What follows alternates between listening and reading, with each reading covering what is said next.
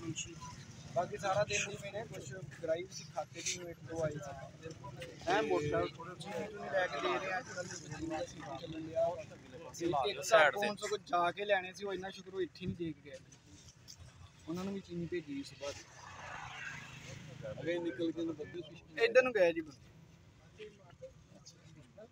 ਦਿਨੇ ਬੰਦੇ ਆਏ ਹੁਣ ਕਿਸੇ ਦਾ ਰੈਕੀ ਸ਼ੈਕੀ ਦੇ ਤੁਹਾਡੇ ਤੋਂ ਦੁਕਾਨ ਤੇ ਪਤਾ ਲੱਗਦਾ ਮੈਨੂੰ ਕਿ ਚੱਲਾ ਜਾਂਦਾ ਸਰ ਸਾਰੀ ਦਿਹਾੜੀ ਸਾਡਾ ਕੰਮ ਅਸੀਂ ਕੰਮ ਕਰਨਾ ਹੁੰਦਾ ਬੰਦੇ ਨੂੰ ਜਿਹੜਾ ਸਾਹਮਣੇ ਆਈ ਗਿਆ ਉਹ ਦੇਖੀ ਜਾਣਾ ਹੁੰਦਾ ਵਾ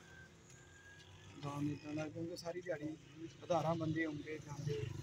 ਲੱਗ ਵਾਲੇ ਵੀ ਆਉਂਦੇ ਬਗੈਰ ਤਾਂ ਲੱਗੂ ਨਹੀਂ ਹੁੰਦੇ ਬਸ ਜੀ ਜੀ